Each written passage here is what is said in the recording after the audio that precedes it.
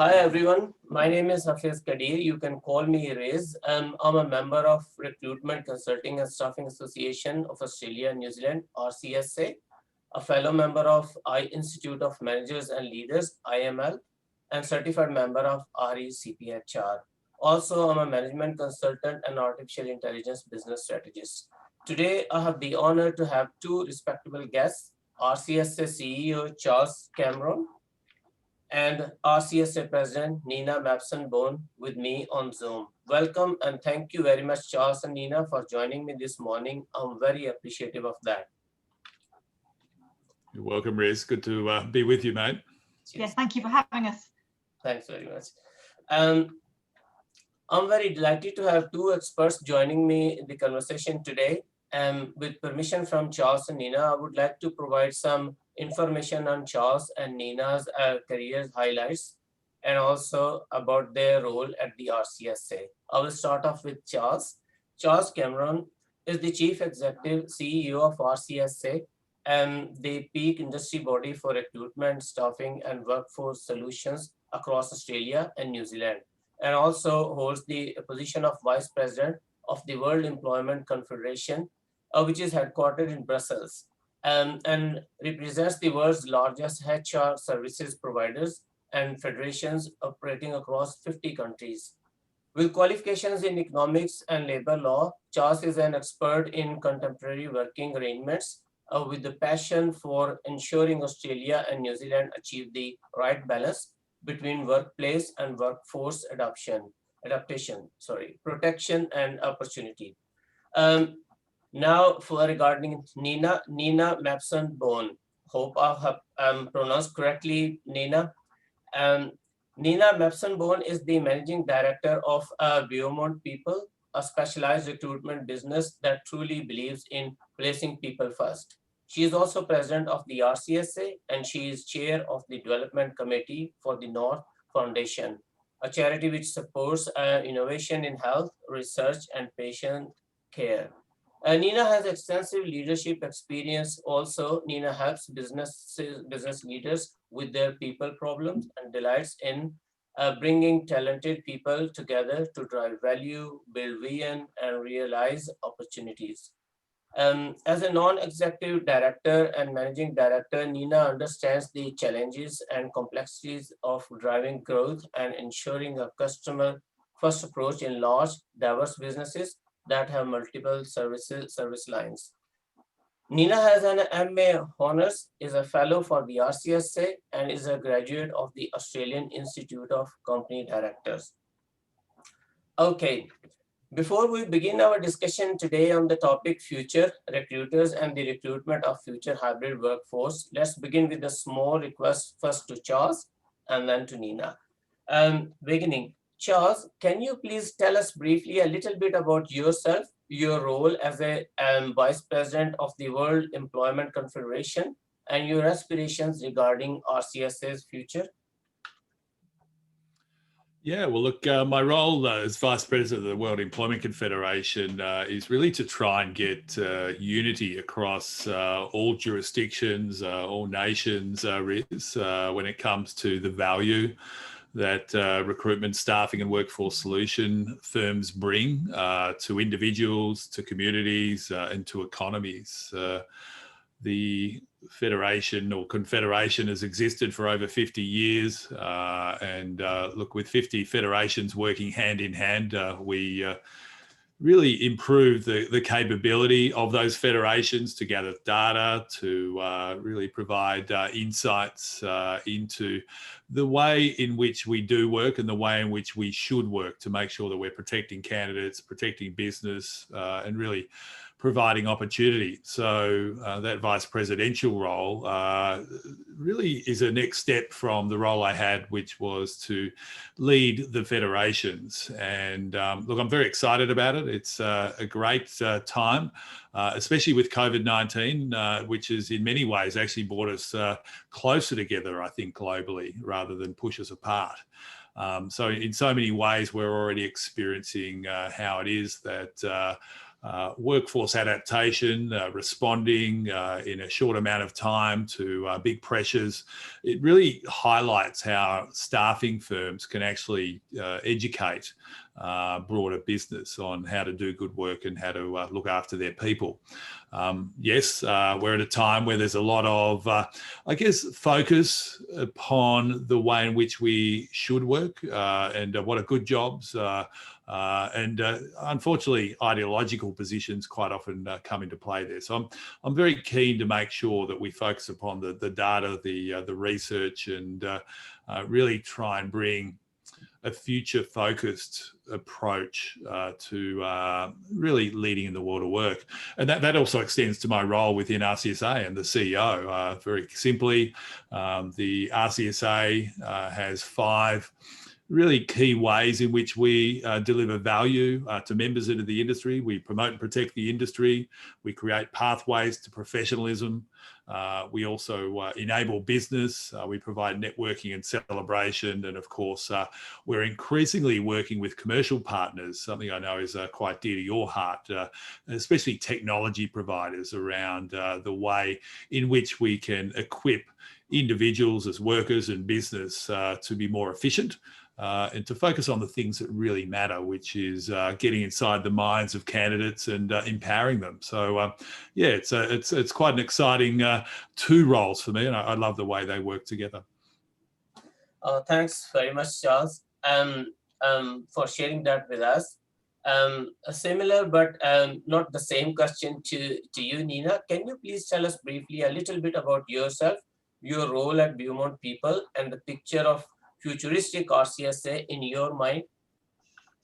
Of course. So at Beaumont People, my role there is as managing director. We're a mid-sized recruitment firm across a number of different specializations. And one of the things that we really focus on specifically is trying to create more opportunities to connect people to meaningful work. We see that when work is meaningful, it creates a real purpose and a real value in an individual life. And actually, we're very proud of the fact that we were the first organisation to commission some research, first ever research in Australia in a true definition of meaningful work. There had been no Australian specific research until we undertook that, and there had been no research internationally that covered the 4 key elements. We obviously, most of us know some of those elements. We know about the job itself, we know about the organisation, but the other 2 around society. What does society expect of us? If I'm a working mum in one society, that can be viewed in a very different light to a working mum in another society, for example. So what's the societal expectation, but also individually, what are our values and how do they align with work and what makes work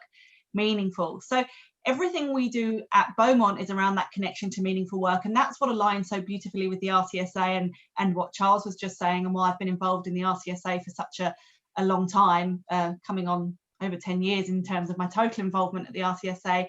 And just this idea that we can really lead in the world of work and really help both organisations and individuals make work a better place, because we all intrinsically know that work is good and work creates a purpose, and work creates, it's the old saying, someone to love, something to do, something to look forward to, and work creates that something to do aspect of how we go about our lives. So I'm very passionate about that, and I'm very pleased that I can be involved in a broader sense with the approach to work across the whole of Australia and New Zealand through the RCSA. Oh, thanks, Nina. Much appreciate the information. Wonderful to hear you both. For the listeners, though mainly today's session is more like a discussion, I wish to have Charles and Nina's views regarding the future workplaces and workforce and desirable future skills of recruiters to recruit a hybrid workforce. All right. So here is my first question to Charles and Nina. What is your vision of the future workplaces and working in Australia and across the globe? What sort of futuristic changes do you foresee in terms of a hybrid working, hybrid working is a combination of working from an office and remotely, including home?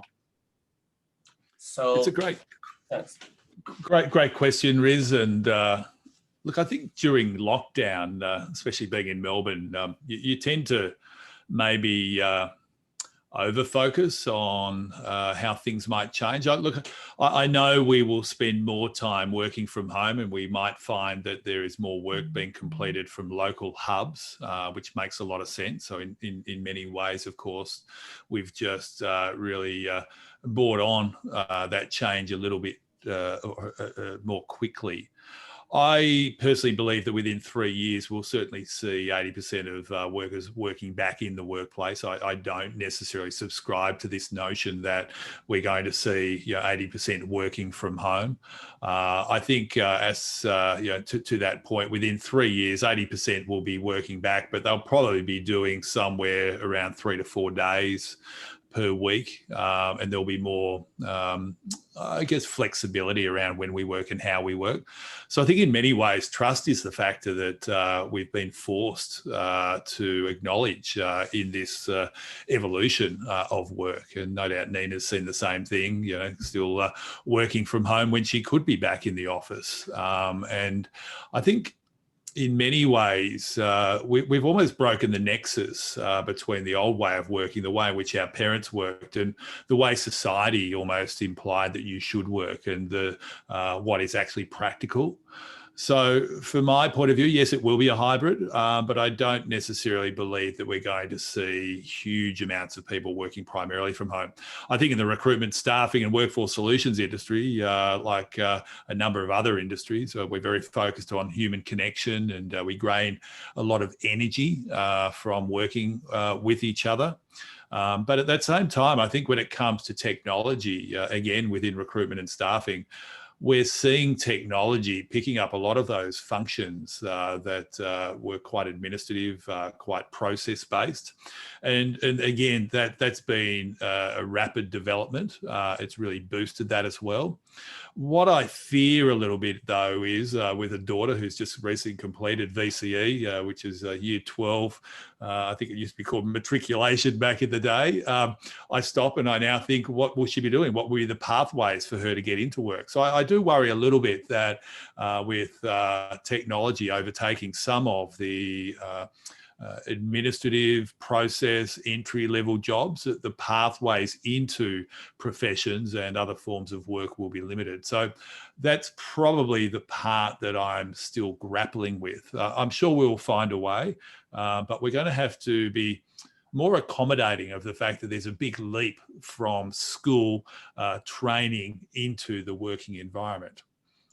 And I think that's really interesting, Charles, because I would agree that, and obviously I'm in Sydney, so we've been ahead from a lockdown perspective of you people in Melbourne for a while. But as Charles has pointed out, here I am in my home office, and what I'm seeing when we talk to organisations that are Sydney based is that most are going back, but they're going back a couple of days a week, which is exactly what we're doing in our organisation. And we're seeing that a lot across a number of organisations. There's very few, in fact, I can count less than 3 organisations I know across all sectors that have made it mandatory for everyone to go back full time. So it's very rare that that's the case, and most people are working some kind of hybrid model. And I suspect that that will stay, but I wonder if what will happen as more and more people go back is that it becomes harder and harder to keep it to 2 days, because to your point, Charles, about the local hubs, I actually had my first instance of this last week where I was with a client in the city on Tuesday, and we were trying to arrange a second meeting and trying to work out when we were both next going to be in the city, because we were both doing a bit of to and fro, when it suddenly dawned on us that we lived in adjoining suburbs, and actually let's meet on Friday over lunch at the local cafe, which is what we did in the end. So I think you will get these kind of local hubs pieces, but there will also be times when you actually need to have meetings in person. And I think we've all realized that there is a slight loss of connection. I mean, it's great that we can do this kind of thing by Zoom, but there is a loss of connection by not doing things in person. And I think getting that balance right between what we're calling deep work and what we're calling collaborative work, and home is suited for deep work, but it's not suited necessarily for the collaborative work, and trying to get the timing. And I think there'll be a bit of jostling while that works itself out to see how and where it lands, and it'll be interesting. And you're right, Charles, just for people coming through, people new in their career, trying to induct people when you're not right next to them every day into roles, that's a bit more challenging. So bringing people on the journey, particularly for office-based jobs, it's different if you're still going in person to some of the on-site type of roles where you're going in person, that's different. But trying to do that induction remotely can be a bit trickier. So it'll be interesting to see where it lands. But I suspect hybrid is where it will fall. Oh, okay. Oh, brilliant. I'm happy that I asked you this question, and good to know that. And thanks for your expert opinions. Moving on to the next question.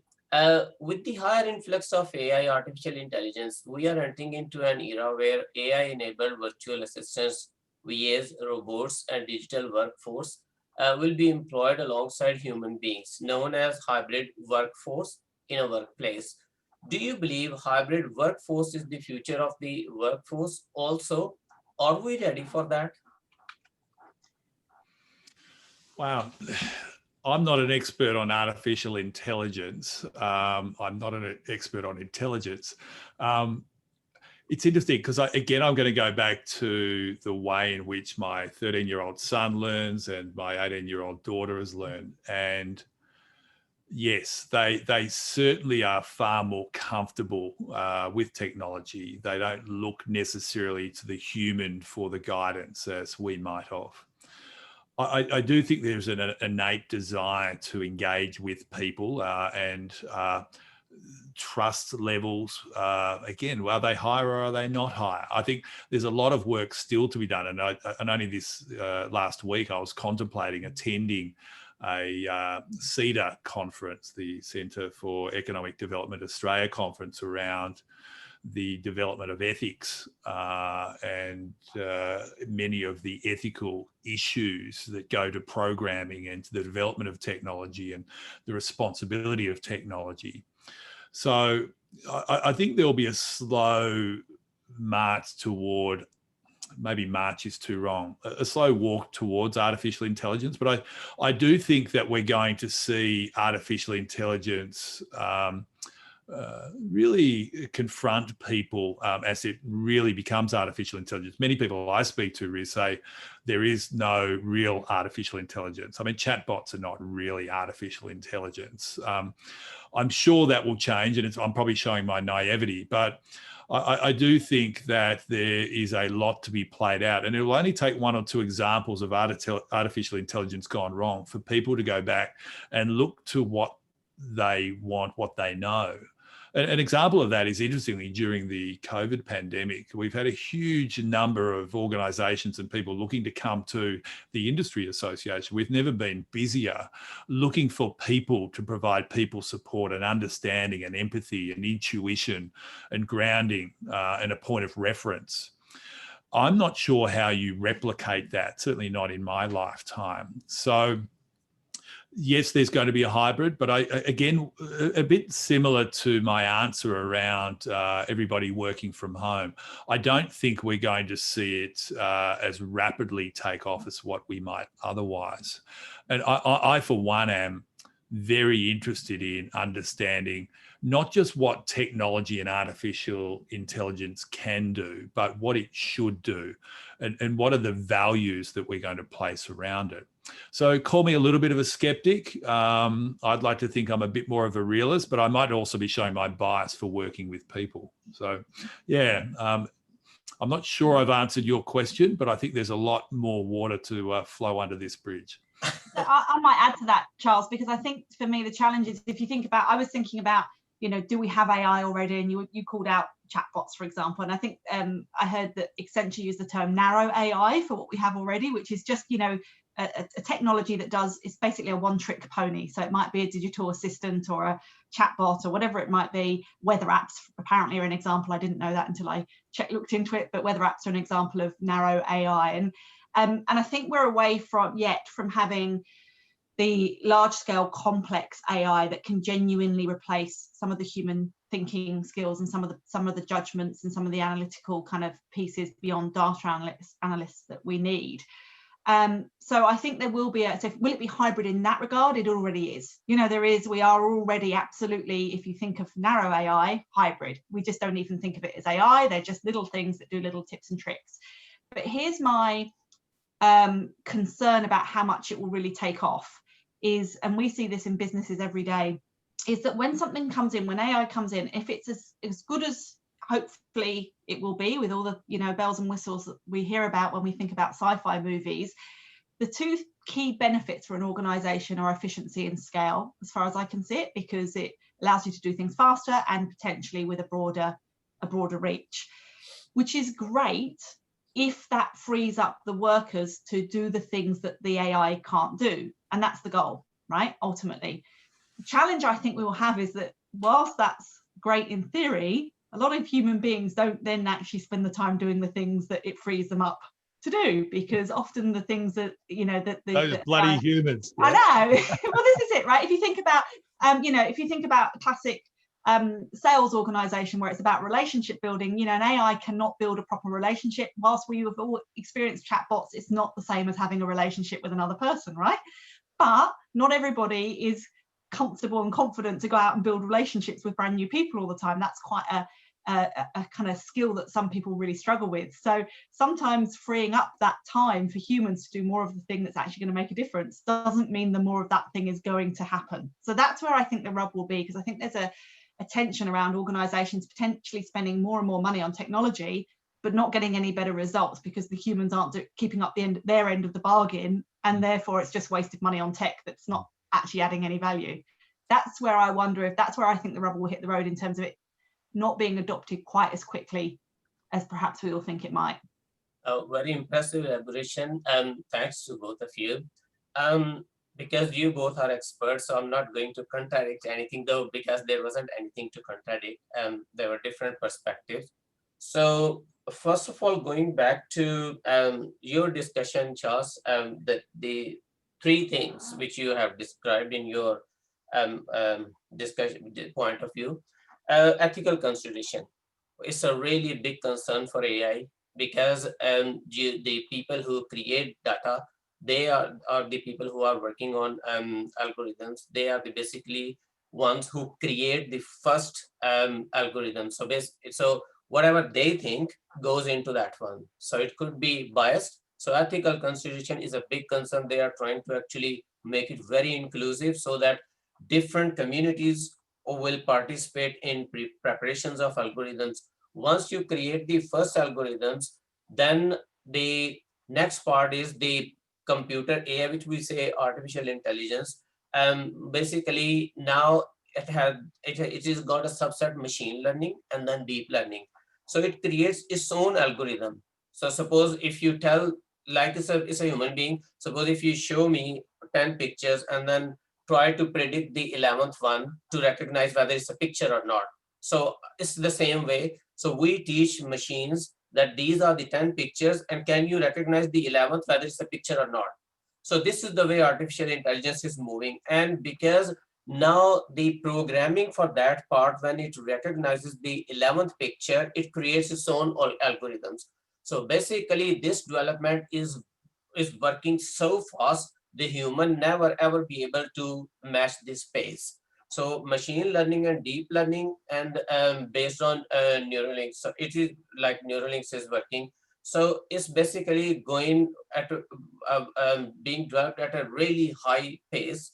But there are different AI usages, and wherever they have deployed and where they have employed these ones, they are basically generating results, but it depends the person who does it, because that's why the key decision maker, apart from the data analysts and data engineers, the key decision maker who understands how this AI strategy will actually corroborate with the business strategy, and then they move on. It's not like just utilizing the AI or machine learning without any reason.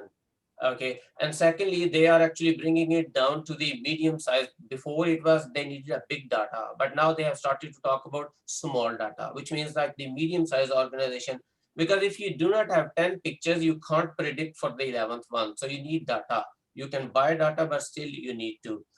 And the third thing which you mentioned, that you got boost in Recruitment Association RCSA, where people were looking for people. Yeah, because what happened, the COVID was a one-off experience. I mean, nobody was prepared basically. So the HR people, majority of the people who were in HR role, they also faced this so much pressure, because the companies, they didn't know what to do, but they didn't even know to whom to go to. So the HR people, they were the main focus people, because of job seekers, because of job keepers, and also due to ER, working from home, whether the insurance is required when you work from home. So these sort of things. So that's why they needed somebody to actually assist them. That's why they wanted more people. So I thought I would actually complement your discussion to your perspectives. So I hope I actually tried to complement your perspective. So I hope, I mean, you have definitely. you got this one, that there are other perspectives to this question, but they all are basically assist and corroborate each other and complement each other. Yeah, I think the thing you touch upon there, for me, it's the speed of change, Riz. We've never seen it happen so quickly. So take the response to the COVID-19 pandemic and the lockdown. We are seeing things evolve now that are happening within a 9-10 month period that would have otherwise taken maybe 3-4 years. And it was already arguably too quick. So the ability to design the frameworks and to establish the criteria of ethical, responsible, and I guess human-focused outcomes gets compromised. And we've seen this even in our industry, and it's an interesting issue that's getting a lot of media attention at the moment. That is the rise of online platforms to match people with work. So we've even seen, traditional firms like Nina's that employ people, then they will on-hire them or assign them to work, but they take responsibility for awards, for work health and safety, workers' compensation, anti-discrimination. But then over here we have an app, and it simply introduces you to a party. But the app and the owners of the app say, well, we don't take any responsibility. We simply introduce you. So really 100 years of protection of workers and fundamental principles are pretty much moved aside because of need. So a lot of this comes back to how do we balance need? How do we balance demand for a product? And this comes back to Uber Eats and others. Well, I want my food. I want my food now, and I want it to be delivered in a certain way. And I really don't mind, as long as I don't have to pay too much, how it gets to me. But I think what concerns me most is the fact that this speed and this evolution really, and I'm going to keep coming back to the youth. And when I challenge my daughter to say, well, you can't sit there and do a school project on, I guess, slavery within Northern Africa around chocolate making, but then over here just say, well, look, I'm going to allow somebody to come and deliver my food, and I don't really care how they get there and whether they're going to be subjected to some sort of health and safety risk. And this is the problem. It's the speed, to my mind. And all of this has a bias. And what worries me about what you've said is that once it's locked in, it's going to be very difficult to reel it back. That's my concern. I don't know if you have a view on this, Nina.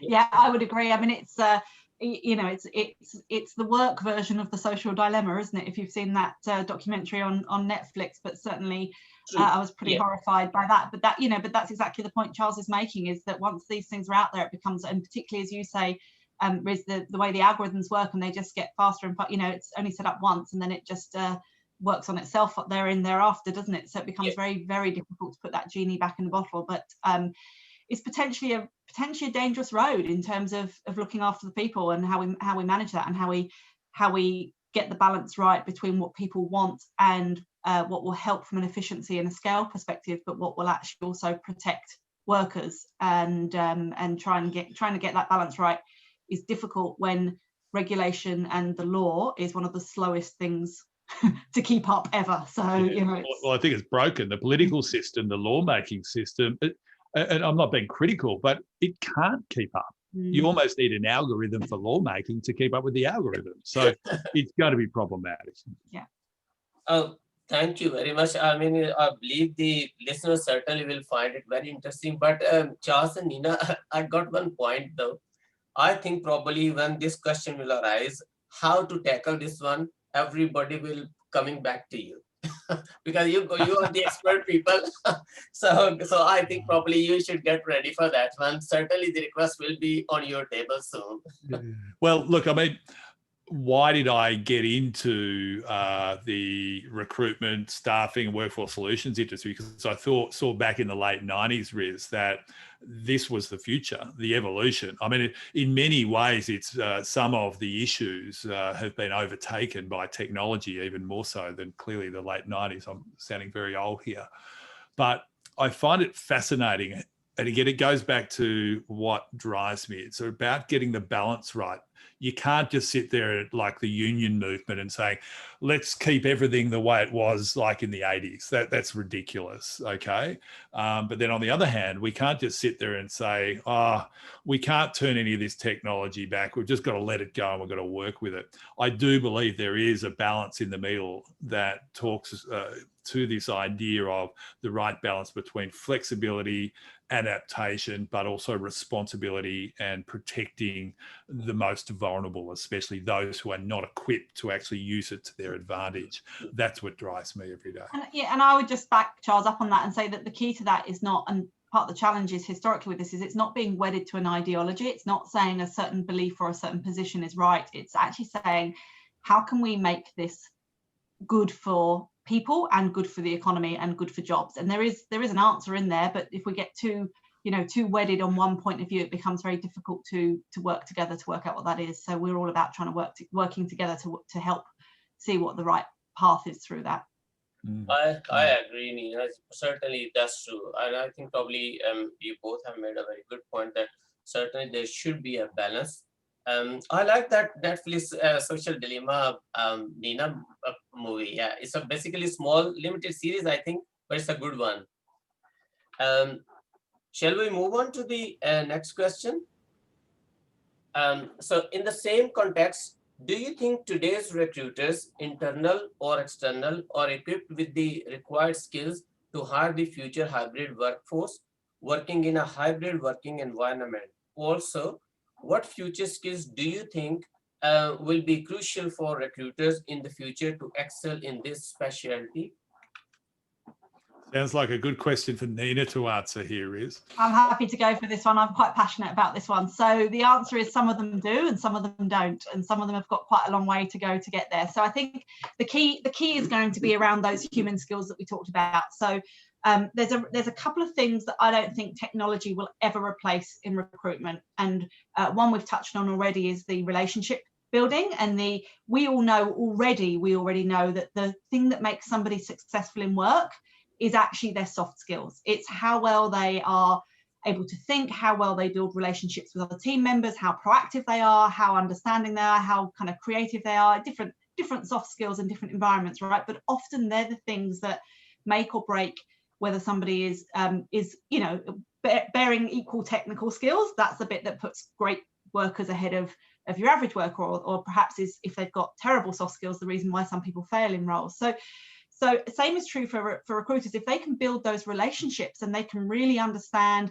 with the clients and the candidates they're working with much more about that soft skill and what is needed, and that comes through personal relationships. You can't list that as words on a job description where you can match it with an algorithm based on a database. That doesn't bring it to life, because everybody tells you that they're proactive. Almost every resume you read will say that you're a proactive go-getter or whatever it might be. So it's about how do you actually assess the level of proactivity in there. So that's one. The other is the deeper art of questioning to a point where you can really understand what people want, because often the people you're talking to, the candidates in particular, but also often the hiring managers, don't actually really know what they want. Often the candidates kind of think they want because that's what society's told them, or that's what they were trained to do at university, so they think that's what they want out of their career. And the hiring managers want the person that they hired last time, which is the same as the person they hired before, which is the same as the person they've hired before, because they're busy and they're under stress and they haven't had time to think about what do we actually need in this role. So really quality recruiters are really good at getting to the heart of those questions. And again, I've yet to see any technology that can understand that technology can, once you've put it in, brilliantly match the two, absolutely, but actually really asking the right questions to really find out what they want, and even consulting around, actually, you don't need a permanent role, you need a contractor, or in this instance, you might need a temporary person, and helping advise people on what will make a big difference to them achieving their outcomes, and helping. Often, you know, the best recruiters, when they meet a candidate, will actually come away from a candidate interview convincing the candidate to go back and have a chat with their boss about what they could change to stay in their role, because that might just be that they haven't dealt with a minor conflict and they're not actually ready to leave. So, you know, we all double up, good recruiters all double up as career coaches. So here's my challenge though, when you say, are recruiters ready for it? Some are, yes, and the best ones do that brilliantly, but a lot don't. And I think it's tougher, and I'm not saying there's plenty of young people that do this really well, but our youth have grown up on a diet of technology, and they haven't had to learn these skills perhaps in the same ways that those of us that didn't have mobile phones when we were meeting our friends and had to kind of discuss and agree what we were doing, and you know, couldn't just send a text if we were annoyed with somebody, whatever it might be, that we had to learn some of those skills in a slightly different way. And so, and don't get me wrong, there's plenty of older people that still don't have those skills either, but I do think it's something that our youth need to think about in terms of the diet of technology they're fed on and the skills they're being taught. Very important, yes, from a technical perspective, but the thing that's going to make them successful in a work environment is the soft skills, and that's the piece that they're not necessarily getting the same exposure to. And so helping them develop and grow, and helping all of our recruiters do that, is going to be crucial. And that's true of every industry, I suspect, but going to be crucial in terms of making recruiters successful as technology covers. I'd say this, and I always say this, I love this, is that yes, there'll be technology that can replace matching, right? But we've been being told for decades now that there's technology that's replacing matching, and every recruitment firm has a database, and it's only ever as good as the information that goes into it and how well people use it. So it's the people behind that really make the difference, and it's those soft skills that I don't think AI is going to be able to replace, at least in the near future. I'd say through to the 2030s at the very least. Who knows beyond 2040, 2050? I'm not going to predict that far ahead. Incredible answer. So your thoughts, Charles? Thanks, Nina. And your thoughts, Charles? Yeah, I'm very passionate about trying to provide a pathway for recruitment consultants who have probably become quite transactional to become genuine consultants. And it's something we're very passionate about. But being a very good consultant isn't necessarily always compatible with the skill set or the attributes upon which consultants have been hired in the past. Consulting also requires experience, but I'm a big believer that in many ways, and Nina touched upon this, there are so many elements within the modern world of work that good recruitment consultants get exposed to each day, each hour, you know, whether it's how a particular client responds or an industry responds, or what retains a particular professional, or what is their lifestyle, how do we understand how this work opportunity is going to integrate with their life stage. All of those things, it's quite multidimensional. So I would like to see our profession evolve from simply finding A and putting them into B, and actually genuinely providing value by way of consulting, workforce management consulting. The problem at the moment is that there is a responsibility of our industry association to try and build the trust of the client and the candidate to see what we do differently. And we're working on that. I think equally the other part is the workforce technologist piece. I think it's absolutely incumbent upon us to, if not know what the workforce technology is and how to apply it, but at least have relationships with others that do. Because we can build in efficiencies, we can build in processes, we can provide them with greater capacity to respond. So again, you would come back and say, well, this is consulting. It's technology consulting, talent, management technology consulting. It's adaptation, retention, attraction consulting, and then there's recruitment process consulting, and we're seeing that more and more. So again, we're all very keen to see the word consulting become more genuine in nature rather than transactional. And the difficulty, though, is we've also got to be able to commercialize that. And that's part of the challenge. We've still been fed on a diet of placement and hours, and that's how you make your money. I think we need to think about ways in which we can commercialize genuine talent management or workforce management consulting. I do think COVID provides us with an opportunity to try and reset that. And in fact, Nina and I were just having a conversation around a similar topic prior to this discussion. So I think, sorry. No, go. I'm just going to add to that and say that this, when you talk about the consulting piece, I think what will happen is that the technology should, and I think will, take over the transactional style of recruitment. That through a variety of reasons, a lot of our sector has kind of fallen into performing that transactional style of recruitment, and not everyone does, and certainly a lot of people are working hard to kind of lift to that consulting level, as Charles has said, and something we're working on, as he referred to, in terms of an association. But that consulting piece, I think, is actually going to become even more crucial as the tech replaces the transactional, and the great recruiters will work hand in glove. They'll let the tech do the transactional for them, and they'll add the consulting on top, and that's where the value will come in terms of that people piece that we were just talking about. But that's some transition from where we are now and from where we've been, particularly in the last decade or so as an industry, in terms of perhaps moving too much the other way. So it's a transition that we're going to help the industry make, and one that we're very passionate about. Yeah, but maybe if we just touch it quickly upon it, though, but that is, I'm going to keep coming back to this point. It means clients and candidates need to have a different relationship, especially with recruitment agencies, Riz, and because there are not many consultants out there who deliver consulting solutions and don't get paid for it. And it's something that finds its way into the recruitment agency market, and it's time to evolve beyond that. Thanks, Nina and Charles. Look, my question was basically, thanks a lot. I mean, I appreciate your perspective and point of view, and thanks for the elaboration. My question, there's a small part to it which I would like to elaborate a bit. Suppose the workforce analyst and the recruiter, suppose they are either internal or external, and the person in a recruiter works with the workforce analyst, and then workforce analyst already had the chart and every information, whatever he or she needs, and then the person talks to the recruiter, as a client. So in a hybrid workforce environment and in a hybrid working environment, because the technology involvement will be a lot, it's not happening right now in here, but in some other parts of the world, it is already happening. Like we have this Amazon or the other big names, they are doing it. As I was saying, that they are trying to actually bring it to the medium-sized organizations. So we will see a lot of influx in the coming weeks, in coming months and years. So my question, the part of this question is, suppose there's a technology involvement.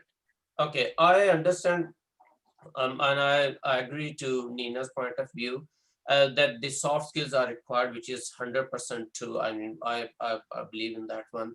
So my question is, suppose in hybrid working environment and for hybrid workforce, so technology involvement will be a lot. So do you think, I mean, our recruiters in here and across the globe are ready to actually embrace this sort of requests, or some sort of where they can visualize that how the hybrid workforce in a hybrid working environment will be working? Did I explain my question? Yeah. I'll start and then I'll pass to Nina because she's better qualified than me. Thanks.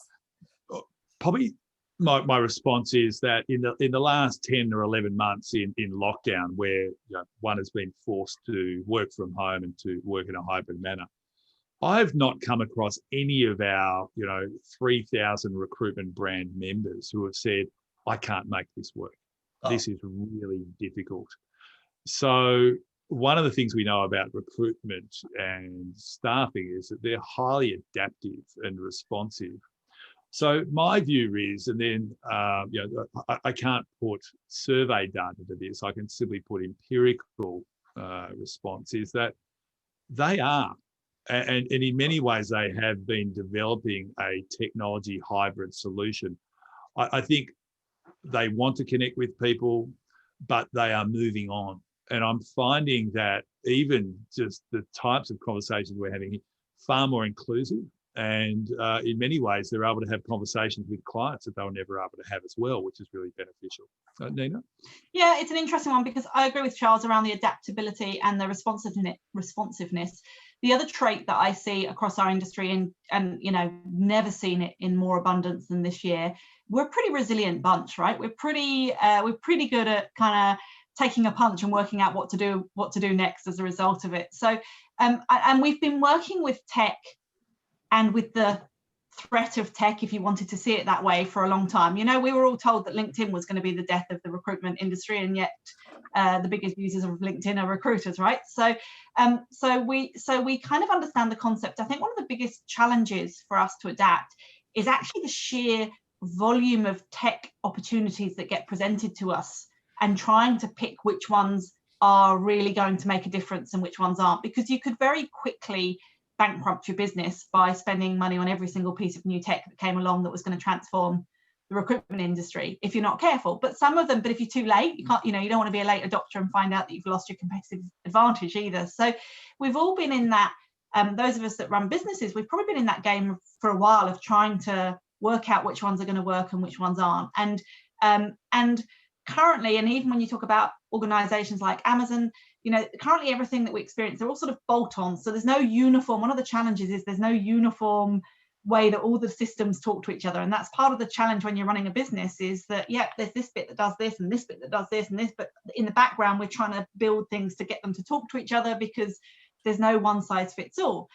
The nature of competition and the nature of, you know, of the kind of economy we're in is that it would be unlikely that there'll be a one size fits all, because we're not, you know, we don't run those kind of large national scale kind of government owned companies, and they probably wouldn't be able to successfully get something like that off the ground if they wanted to. So I think it will be interesting to see how that pans out. And I think that one of the key things is this idea of which tech we adopt and how quickly we adopt it. And because I actually see a scenario where some recruiters might use the human edge in the future as their competitive advantage, because, you know, I go back to this idea of digital assistants and chatbots, as you talk about, Charles. You know, I see a point where, you know, some very smart recruitment firms will actually be the ones to go, well, no, we're not going to do that, because we want to build a relationship with you, and you won't get a random digital phone person answering the phone when you call us. You'll actually get to speak to a real human being. And I think people will cry out for that. So yes, I think we'll adopt it, but I actually think we'll be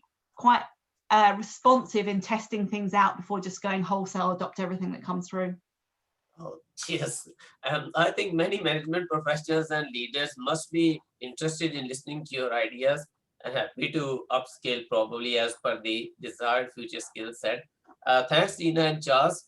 Tremendous reply. So the next question is, what future trends do you see in the labor market and the foreseeable future? Any insights on future jobs growth concerning various technological inception at workplaces? And also, what sort of jobs do you consider will phase out in the span of the next 2 years? And what kind of new jobs do you think will enter the labor market? It is Australia and the world labor market regarding. You can have a go there, Nina. I'm happy to. So I think there's some really interesting work, if anyone listening wants to look up Linda Grattan. She's out of one of the, I think it's the London School of Economics. She does a huge amount of stuff on the future of work, and she does some really interesting stuff on this. But essentially what she says, and I saw her speak live once, what she says is, if it can be automated, it will. So if you can think of something that a machine could do, a machine will start doing it. And that can be really high end and it can be really low end. So things like GPs, for example, might be replaced I think there was actually an IBM computer, I can't remember the name of it, that actually managed to diagnose. Was it? Was it something like that? But was, managed to diagnose something that a whole range of GPs have been struggling to diagnose in a medical condition, for example, because the algorithms can run to test every symptom and check it all off and rule everything out much more quickly than perhaps human beings can. And obviously at the kind of more the other end of the scale in terms of careers, it might be things like bookkeepers, or there might be things that where it's data checking, data entry, those kind of things that can be quite repetitive, that would be I guess replaced, and it will happen at all levels of the kind of career hierarchy. But the flip side of that is that I think jobs will remain at all levels as well. So a great one, and we've seen a lot of this through COVID, is personal care assistants in aged care homes. That's not something that is going to ever be replaced by AI, and actually one of the things in the research I was reading that was saying that a new job that might come out is what they're calling professional walker-talkers. So basically paid companions for people to, particularly for elderly people, but to actually have someone to have a human conversation with and maybe do a little bit of gentle exercise with. They're the kind of things that you're probably not going to do with your robot at a point in time. In the future you might do, but most people would still prefer a human connection. So I think that will be interesting. If you think about some of the creative arts, you might think, well, things like proofreading can probably be automated at some point. There's probably computers that can do a far better job of proofreading than I will ever be able to do. But writers creating stories, maybe at a point in time in the future, but I personally think we're probably a long way off that kind of creativity coming out of AI. So because I assume the algorithms would mean that the stories just get repeated and repeated in different ways. It'd be interesting to see how it pans out. What do you think, Charles? Yeah, look, I think there's been a lot of commentary on what's going to be lost, and there's a lot of I won't call them fear mongers, but those who sensationalize this area, I believe. And look, I might be completely wrong, but I think anything involving human discretion that requires an insight into more than just purely tracking behaviour, but looking at emotional responses and insights and then the like. I mean, let's face it. The reality is that if we went back to the 20s, the 40s, after the war, the 60s, I mean, the pace of change, again, was enormous. But I'm not necessarily sure I saw the alarm out there around all of this. I think maybe as I go back to, because of many of those functions that for those who have not had the same opportunity or the semi-skilled, it becomes alarming in that regard. So I think one of the things we have to be very careful of here is to understand that the audiences and why they view this as being enabling or whether they be it as threatening is probably a more interesting aspect to this. It's the polarization of the workplace. And so to me, let's not let the concerns of not having pathways for those who haven't had the same opportunities, the same training to get into work, override what will be the enabling opportunities to use technology in the right way. So for me, I don't think there's been enough around understanding how do we as a society from a social engineering point of view and empathy point of view, how are we responding? And I think that's what's playing out in the politics at the moment in many ways. But it's a really unsophisticated discussion. It's driven by what Nina would allude to before as being ideologically driven. But I'm not sure that ideology and the reality of change always marry up that well. I think ideology works well in a really slow-moving environment. So, look, I'm not really answering the question other than to say I think we actually need to look at this from a different angle, Riz, rather than just purely what are the jobs that won't be there tomorrow, because I don't think it's particularly helpful. And Charles, you've made me think of something that is relevant in this context, which is one of the challenges potentially, Riz, is that what we're going to need all these skills that require the human skills still, regardless, right? But if everything at the kind of in the in-between level or the lower level is being automated that can be automated, we lose the ability for people to learn those skills. It kind of touches on what I was saying earlier about some of the youth and their ability to learn those skills. And it's often through, 15, 20, 30 years in a career that you develop some of these really highly strategic, creative, problem-solving skills that are going to be needed. And if if we have AI undertaking a lot of those functions, then we run the risk of not developing the human skills that we need through career paths. So I don't yet know what the solution to that is, but I think that's going to be an interesting one to watch over time as well. Massive challenge, but there's an opportunity for our industry there as well, Riz, and that is that we can cross skill and upskill within our industry. So another trend I reckon we will see a lot more compartmentalization of work opportunities, and call it the gig economy or otherwise. I think we will see it broken down a lot more, and we can provide opportunities as a hub, or an opportunity hub within staffing firms, to connect opportunities and pathways, because they're not going to be as clear as they were for our parents or even for us. Thank you very much. A noteworthy reply. I think many management professionals must be thinking about how to embed your ideas into their organizational strategy, because you have actually given them a bit sort of futuristic view. Because when you say the ideology and the reality, probably when we compare these two things, probably with your ideas and with your point of view, I think majority of the people who will be listening to this one, they will try to focus on reality, because you are the people who know these things very well. The perspective which I was trying to bring into the discussion was more like how the things could span out. So it is good that because you have elaborated from the perspective which is now happening in the current situation. My question, which is probably Nina had actually answered a bit, but again, I would like to discuss. As per World Economic Forum, due to disruptions by FIR, which is Fourth Industrial Revolution, skills gaps across the jobs will rise, and in demand skills for the future jobs will change significantly over the next 5 years. That's what they are saying at the moment. How do you think the recruiters will sail through the uncharted waters, as they will come across new required skills every step of the way while recruiting? So Nina, first of all, I would like to go to you for this question. So what do you think?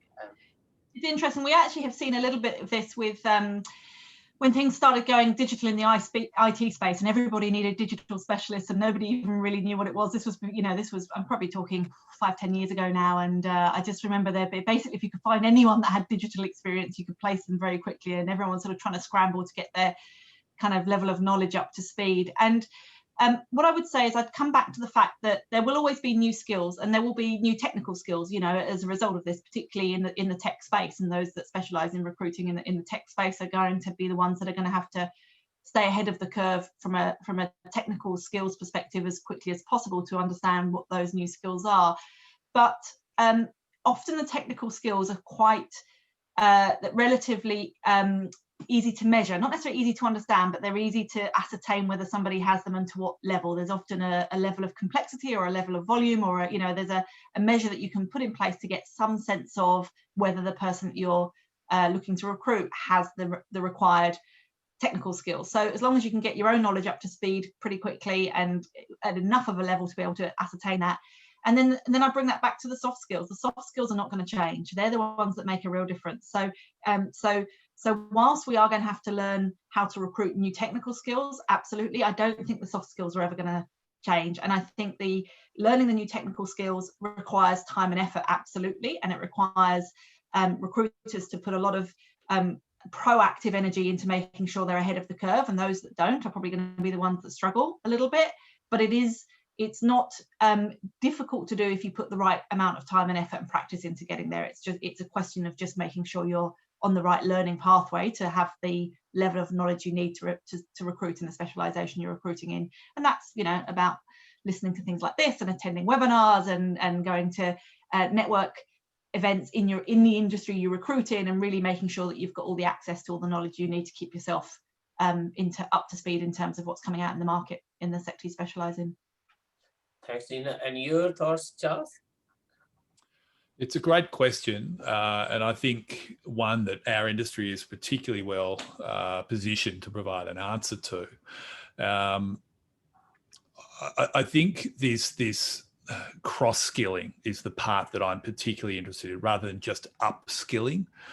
I think one of the challenges for individuals moving forward will be the capacity to adapt to constant change, volatility, VUCA, the uncertainty, and that can be demoralizing. You know, some people are well equipped to respond to that, some are not. And I actually think that a really good recruitment consultant, staffing consultant, plays as much as of an emotional role, support role, consulting role, as they do a technical role or a market role. And I actually believe that we need to be promoting that a lot more. So I really like the work of the Foundation for Young Australians, where they did a piece around work clusters. And, you know, I think they identified there's about 6 or 7 different clusters, you know, the artisans, the carers and whatnot. And I actually think more and more we'll need to be thinking at a level, especially for those who have been sort of confronted at the semi-skilled level and, again, haven't had the same opportunity. It's not to say that they're not bright. The reality is they just haven't had the same opportunity, or they haven't applied themselves. I think it's going to be our role and our function to actually give them the confidence and a pathway, and taking, you know, and Nina talked about this at the beginning of this discussion, which is identifying within an individual what they have, but they never really understood how to apply it. And I think that is the greatest attribute of a really good recruitment and staffing consultant, is finding something in somebody that they didn't know they had, and then applying it practically to job finding, or indeed back to an organisation. So I think in many ways, our ability to assist change management and change response will be critical within recruitment and staffing. And this again goes back to enhancing soft skills. It's funny, isn't it? You know, 20 years ago when I first entered the labour market, it was all around technical skills. Soft skills, I don't think was even a word then, Nina, when you and I sort of entered the labour market. Now it's all about soft skills, because things change so quickly. You need to be able to respond to that. So that's where I think we as career or labour market facilitators and buddies play a very, very important role. Oh, that's an interesting perspective. I appreciate your point of view and completely comprehend that. Moving on to the next question. Different leadership domains, decision-making roles are converging and seemingly relying on the mastery and adoption of innovative technologies to lead. In that context, do you see an uptick in demand for technology and systems roles, especially leadership roles, regarding future or current situation? Oh, I would probably need to default to one of our ICT specialist recruitment and staffing firms, Riz. All I can tell you is that they are exceptionally busy. They have charged through COVID and are probably doing better than they did pre-COVID. The question of leadership roles within technology is one that I don't know that I have an answer to. Do you have any insights, Nina, from your discussions? No, similar. I would just say that I know that the trends in the sector are, you know, it's booming. They have, as you say, Charles, they have, you know, every firm I know that specialises in the tech sector has actually done probably better through COVID than they have done pre-COVID. So certainly there is that demand, and I think that demand will continue. And what we touched on earlier about that being at the forefront of some of the technical changes and knowing and understanding what they are that are coming are important. But in terms of the leadership skills, what I would say is from, I haven't done it for a number of years now, but certainly I used to oversee a ICT recruitment function. And whilst the technical skills are crucial, though it comes back to the conversation we've just been having, those soft skills on top, the difference between you know, a good worker and a great worker would be the one that had all the technical skills plus the ability to problem solve, be creative, think strategically, negotiate, build relationships, you know, and that's where it's challenging when it's a new technical skill, because there's initially only ever a small number of people that have that technical skill. And so trying to get that balance right, I think, is where from leadership positions, that's the piece that's needed in leadership, is both sides of it. But I don't have any, as Charles said, similarly, I don't have any empirical data on it, but certainly something that we've anecdotally and through qualitative feedback heard from our members. Thanks very much for the contribution. I understand this thing. I was actually trying to get your point of view, which Nina and you clearly elaborated. So I'm fine with that one. Cheers. Automation and AI technology have been gaining traction in HR and talent acquisition recently. What benefits do you see AI usage is bringing or will bring in the recruitment industry? Also, what do you think ultimately, will it be a support to recruiters or it will gradually reduce their role in this field? Well, I've got a little contribution, then I'll pass to Nina, who I know probably has a stronger contribution than myself. The analogy I draw is that there are so many elements within modern day society, certainly within Australia and New Zealand, where we as domestic consumers continue to outsource even though we can do it ourselves. So gardening, home cleaning, increasingly setting up or cleaning your barbecue. I mean, they might sound silly, but even going to a car. I mean, in my day, when I had my first car, you could always service your own vehicle and people would do it, but you knew that there was somebody else out there who probably understood how to do it better. You know, software implementation. We could probably learn most of these things if we wish, but there is a reason we defer to others who live and breathe this. You know, again, you could probably understand the law and interpret the law. You probably wouldn't necessarily need a lawyer, but you know, other than a practicing certificate. So I guess my point here is that AI and technology will continue to evolve. And Nina mentioned it earlier. You know, there are huge numbers of new entrants into the talent technology, the HR technology field. But the reality is we only have a certain amount of time to actually learn these and apply them. And when you do, quite often they're out of date. So we rely upon third parties who live and breathe them and do them. It's like going to your mechanic, okay? It's like going to somebody else to build your house in most circumstances. Some DIY it, most do not. So I think in so many ways, you will go to a third party because they will have tried it, they will have tested it, and they would have adapted it potentially.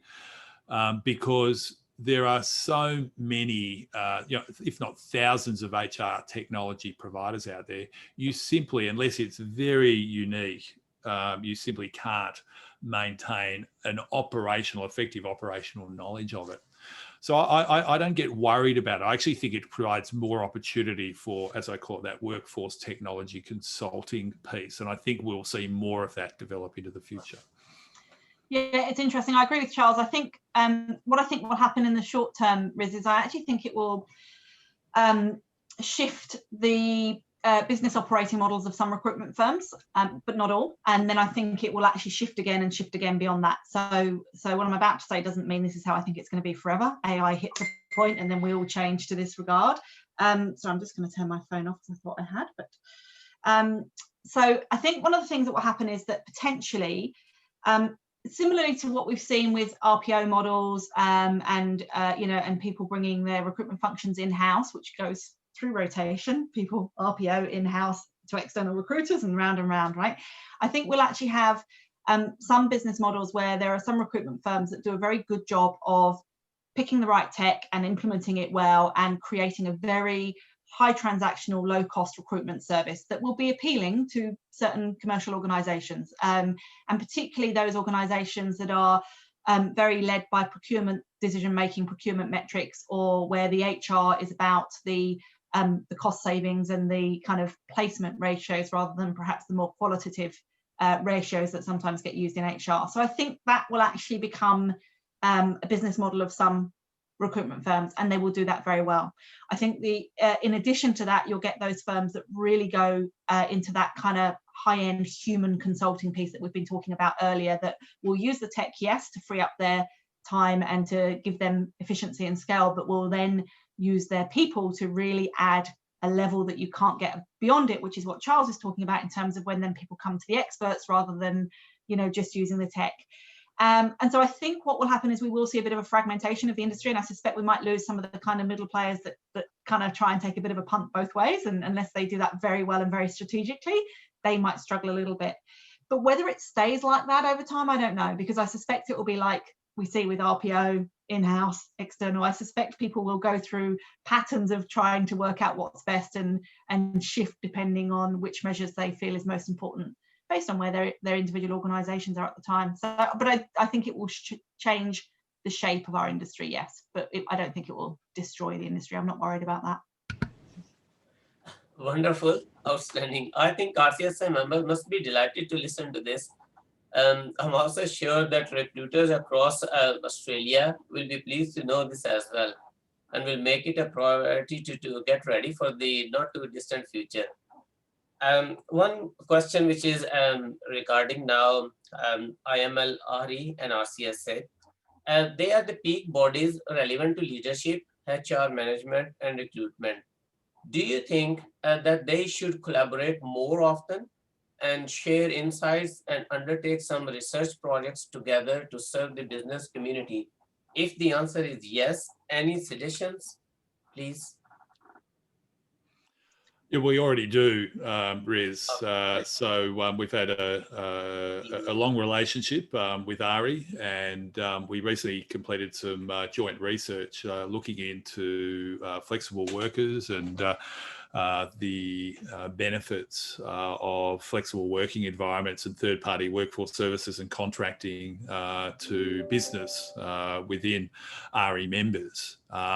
We also have a representative of ARI sitting on our responsible procurement working group, which is to build better relationships with HR practitioners in terms of what drives them from a procurement point of view, to make sure that we marry up what are the needs of the businesses that they represent, but also going to make line up with the best recruitment service delivery as well.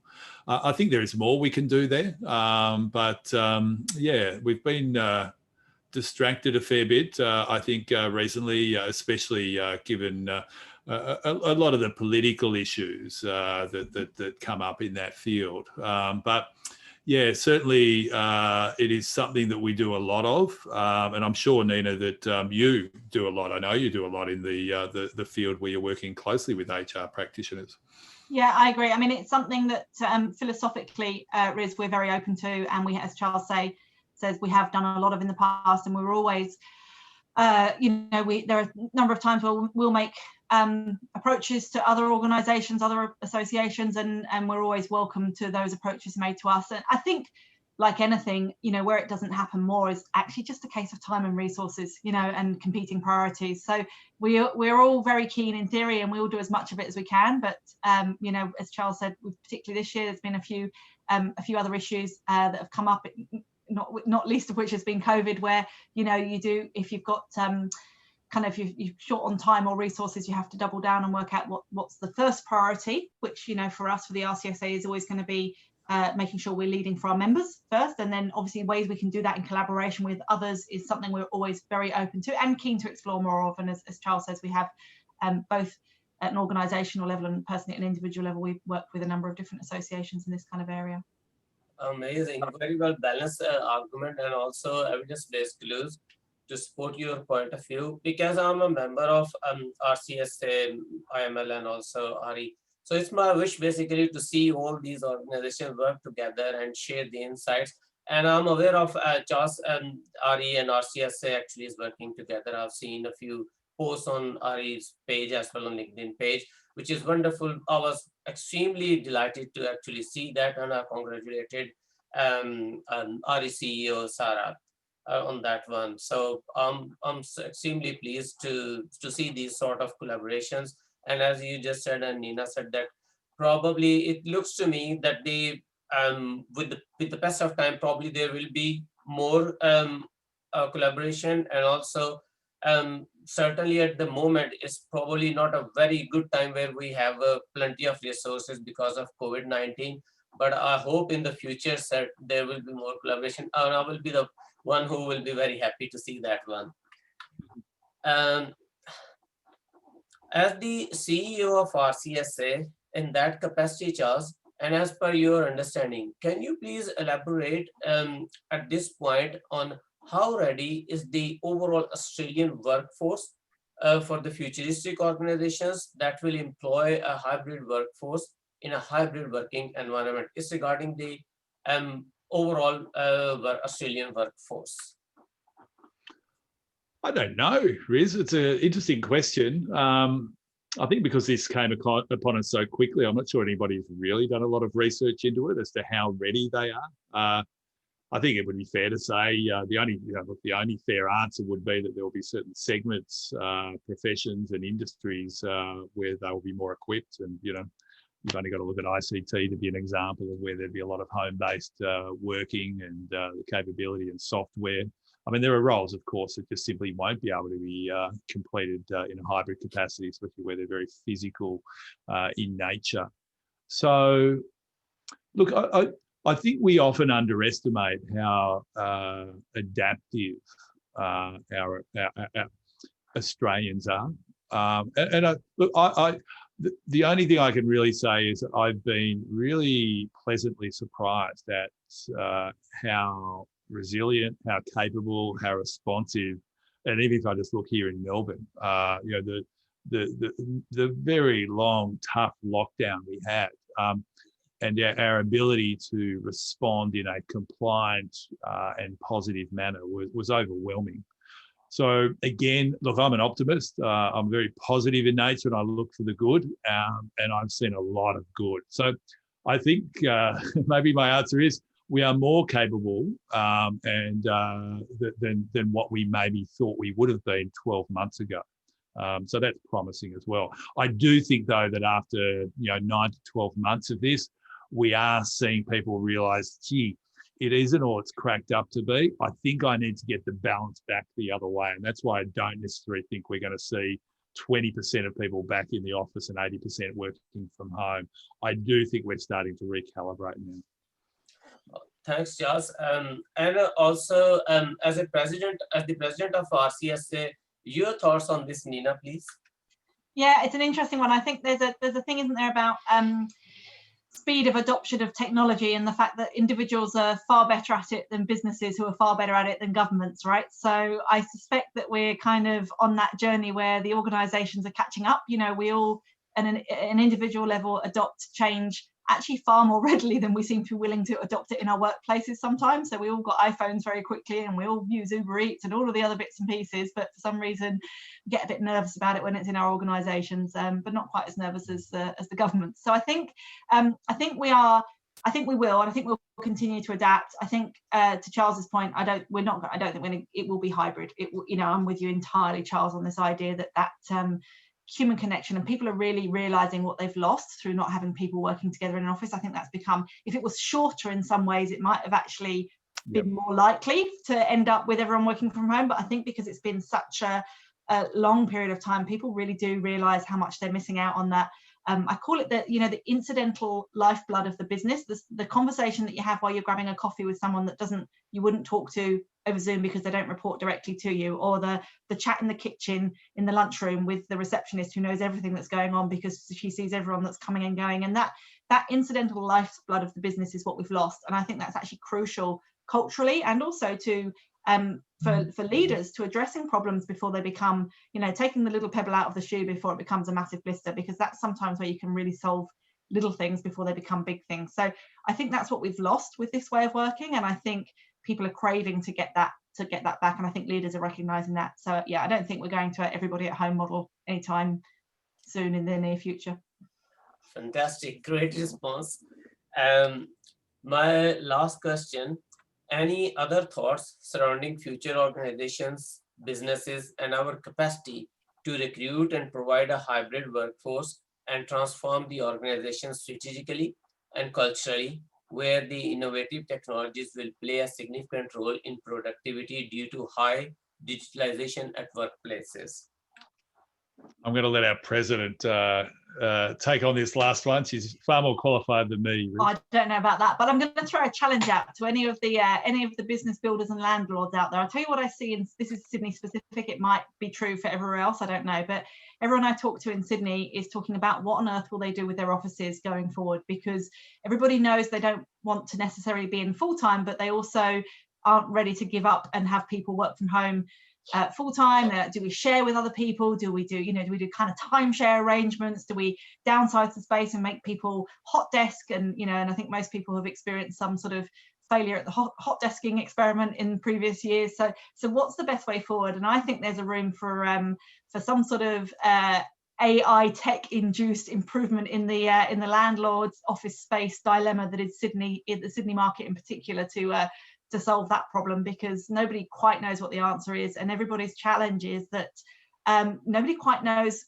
where this is going, or for how long for, or what the economy is going to do. And so it's much harder to make decisions now that could impact the next 3 to 5 years, when there's less kind of certainty and more volatility than there has ever been. So I know that's not the question you asked, Riz, but I just think it's an interesting I guess insight into some of the decision making that people have, even just around tech generally, because I think it's hard for people to know what the future holds, far harder than ever before, and that makes people nervous to make decisions. And a lot of organizations aren't in a position where they can invest in new tech right now as well. So it will be interesting to see how much the need for change and the pace for change outweighs some of those kind of risk aversities that a lot of leaders have.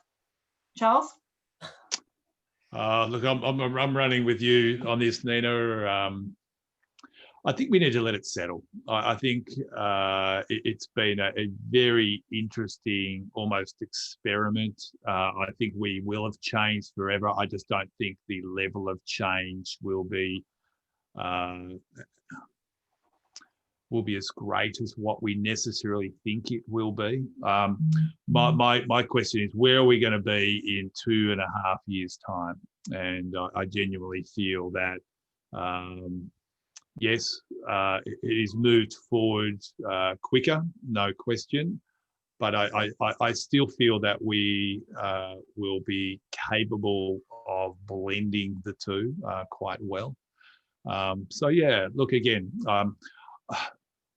I'm just seeing a lot, and I think this gets perpetuated by the media. It gets perpetuated by the fact that everybody's got to be a thought leader, and there are think tanks on everything, and everyone's got a social media account. And I just think we need to cool our jets a little bit on all this sort of stuff. And I think, it's always interesting to try and look forward and see where it will go. But I also feel that we need to go back to what the human spirit is and what we look for and what we need. And yeah, I think even me sitting in front of numerous Zoom meetings, I think we're going to see that there are implications, health implications that come of us working this way, that will start pushing us back maybe towards human connection and engagement. Let's face it, that's what we're probably seeing in aged care. We're seeing it in so many parts of our society, and I don't think the workplace will be significantly different in that regard. That said, some people, I think what we're appreciating is that different people respond in different ways and have different capabilities and different resilience levels. And we'll be more respectful of the nuances of that and how we might customize to meet those needs. But it won't be a one size fits all. Thanks, Nina and Charles. The reason actually I asked these questions, there were a few questions, they were interlinked. So as Nina said, probably you didn't, but you might have actually already answered to a part of that question. So also my aim is to convey your thoughts to the listeners, to the viewers. So whatever you say is quite actually remarkable for me and for the listeners, because it shows us your perspective, also how the people who are in the industry and leading the industry, how they think, how they visualize, and how they are actually moving forward. So for me, every response is basically it's a tremendous response, very remarkable. Thank you so much, Charles and Nina, for your valuable time and precious thoughts and input. I much appreciate that. I personally learned a lot since I got in touch with you two regarding this event. So a special thanks to you both. I think the session has been tremendously enriched and informative and inspiring to think more openly regarding the futuristic changes in businesses and adapt to new and advanced techniques and upskill concerning innovative technologies relevant to the future workforce and its recruitment. For the audience, any questions or comments, please use the contact details in front of you on your screen. And at the very end, I would like to thank Charles and Nina again. Thank you very much, Charles and Nina. Thank you, Riz. Thank you, Riz. Really enjoyed the questions and the insights. And hey, let's come back in 2.5 years and see if we're right. See who's working in an office and who isn't. Thanks again. Have a great day. Thank you. Thanks, Liv. Bye. Thank you. Bye. Thanks, then.